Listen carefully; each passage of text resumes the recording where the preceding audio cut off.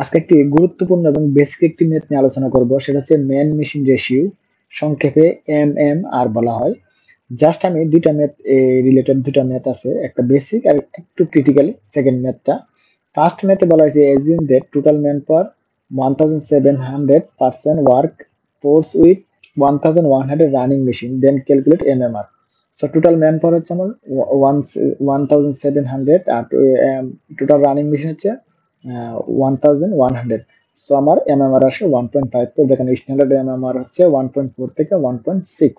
Second math, what is the machine ratio?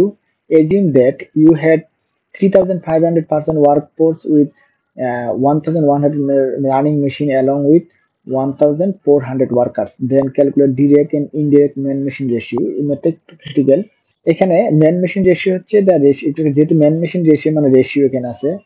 So এখানে just ফর্মুলাটা দেখেন, ফ্যাক্টরি ডিরেক্ট ইনডিরেক্ট রেশিও হচ্ছে the total head count minus number of machine operators divide by total number of operators. এই কোশ্চেনে আমাদের হচ্ছে total head count হচ্ছে 3500 আর number of machine হচ্ছে 1100 আর টোটাল নাম্বার অফ অপারেটরস হচ্ছে 1400। সো এখান থেকে আমার 3500 থেকে 1100 মাইনাস করলে আর 1400 অপারেটর দ্বারা ডিভাইড করে যায় ভ্যালু, সেটা হচ্ছে 1.7। অর্থাৎ factory direct and indirect MMR হচ্ছে 1.7।